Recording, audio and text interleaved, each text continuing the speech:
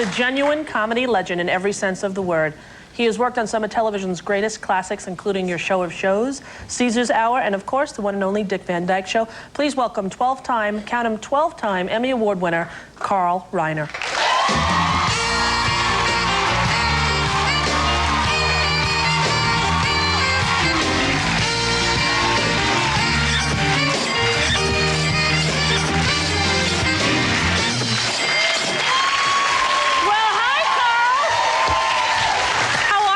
I'm so well. I'm so well.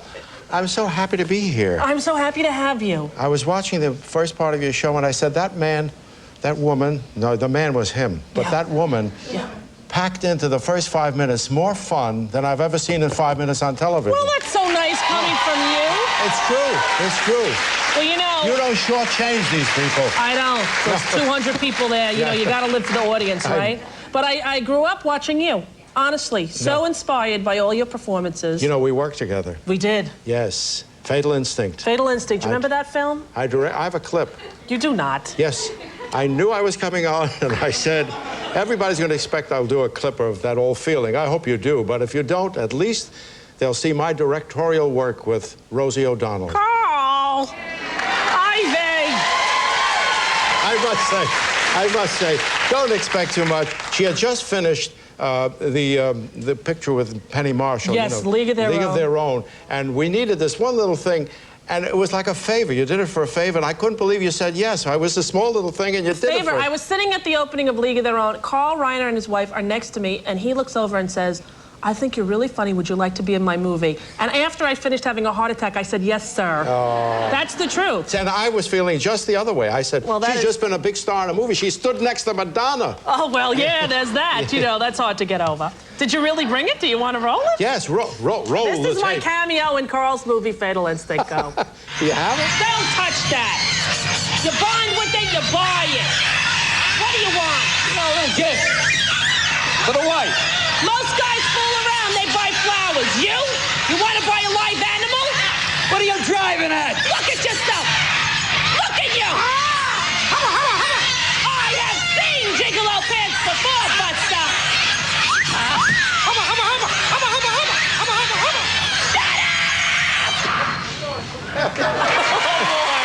I remember that day.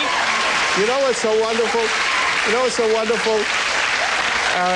When you hire people like Rosie O'Donnell to do a small part, she came up with the line, the gigolo pants. You call them gigolo pants. Oh, you know. Dennis Farina calls his hair gigolo hair, and I think you started the whole idea of calling things gigolo things if this man had just committed adultery. That's right. Armand Assante. Yes. Very handsome man. Yes, very handsome. And a good actor, too. Wonderful actor. And now you're working with my friend Dennis Farina. Dennis Farina. And the incomparable Bette Midler. Yes. In a movie that I'm going to see tonight. I'm seeing it tonight. Yes. And some of our producers saw a sneak. They loved it. Yes, Tell everyone the premise of the movie. Well, the premise of the movie is about two people who had been married for 12 years, and 14 years later, their daughter is getting married. They've been divorced for 14 years, and the daughter is afraid to invite either one or both of them because her husband-to-be said, what could happen? What could happen? Well, how about a homicide? They hate each other that much. And at their wedding, they're very polite for a minute when they see each other. They glare at each other during the wedding, but at the reception, hello, how are you? You're looking lovely, thank you. They talk nice. In about 2 seconds, they're at each other's throat, screaming invectives at each other. The daughter throws them out, and in the parking lot, they get really furious. They throw things at each other, and then they get physical. They started to try to hit each other. He grabs her hand. Then the waft of her perfume or something, they looks in his eyes, sees her skin. That old feeling. There it is. Once again, we have a clip. You do? Yes. Oh, when they meet each other? Yes, when they first see each other at the wedding, I think is what it is. Yes. Take a look. Bette Midler, Dennis Farina, directed by Carl Reiner. That old feeling. Take a look. Oh, I wouldn't know. I've been out of the country. Tax problems? Shooting a film. Do you still do that? You know perfectly well. I still do that.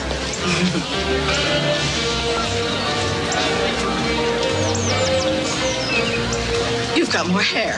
I don't think so. What is it, plugs? No. A rug? No, look. Let's not do this, okay? Please. I'm just curious. Rogaine.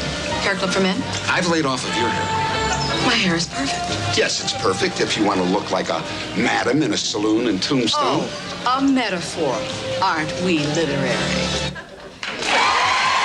It looks really wonderful. Their chemistry is so good. When we first thought, we didn't think of, I'd like to say I was so smart, I thought of Dennis Farina. We didn't think of Dennis Farina. He thought of Dennis Farina and asked to come in, and we didn't want to see him because I hate to say to an actor, I don't think you're right. Well, because he always plays a cop, usually. Right. Plays a thug. But I wanted to meet him because I wanted to find out about the guy who was a former Chicago detective, That's becoming right. an actor. I wanted to interview him just to meet him. And he was so funny and get short. He has, well, he's got a sense of humor. He walked in, he was charming. He Little is. cleft in the chin, had glasses down to here. He was carrying a script like a little schoolboy with clips in it. And he says, you want to read? He said, I'd love to. And he read, and the 2 lines, I looked at Leslie Dixon and Bonnie Bruckheimer, our 2 producers, and I said, There he we is. got him, we got him. I did a film with him, Another Stakeout. Isn't he a doll? And he's so funny and he's so sweet, and we really talked all about his cop days during the downtime. He's a great guy. The lovely thing about his, when he found out he's got this part, he didn't say it exactly, but he would have taken less money.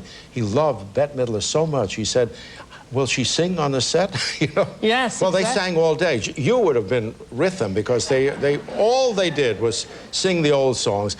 He was the one who suggested the song that she sings in the picture. Really? And when he looks at her while she's singing Somewhere Along the Way, that look of love is for real. That wasn't acting. No. He really loved it. I cannot wait to see it. I'm going tonight. I wish I could go with you. Can you come? What are you doing? No, You got plans?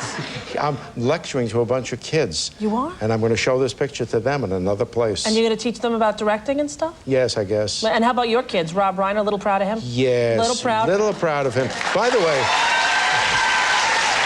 yes. And you'll be very happy to know that my son, who has given a lot of entertainment, is now doing something that I think is so brilliant.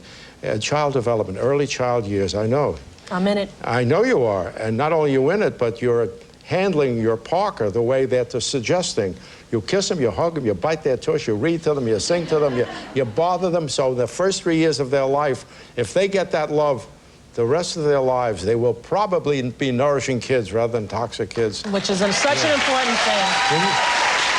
Such an important thing. I really think all the fun you have on the show is wonderful and your dolls, but when you talk about Parker and talk about how you behave to him, flashback on my own life, and they turned out all right because we cared as parents. It's the only thing that's important. Your career Yes. is really nothing. Your children, to me, they're the most important thing. You found that out. You didn't did. know that until nobody could have told you that before you had a kid, could they? Well, do you know my nieces? I'm still so in love with them, and I thought I could never feel more love than I felt for my nieces. You know, and your own child, it's that same intensity, but just a whole nother level too. You know, 15 years down, or 13 years down the line, when you still have this show, it's probably, you know.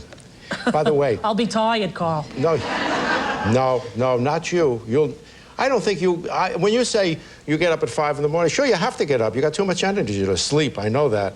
But 15 years down the road, I want to hear you talking about your kid then. Say, oh, is he giving me trouble? You Right, know, exactly. yeah. Like he does now. He draws all over the sheets. That's good. That's and he creative. goes over to newborns and he goes, Mama, baby, smack. He hits the babies right in the head. You think he's trying to give me a message? No more for a while? What? No, he just wants to see what a baby does when you do that. Yeah, you know what mommy does? Yeah. No! You know, that's what mommy does. He's telling you not to get another one. That's what I think. Well, you know, I'm going to wait anyway. He's a little too little. Carl, I love you. It's a thrill to have you here. That old feeling, go see the movie. We'll be right back with Michael T. Weiss after.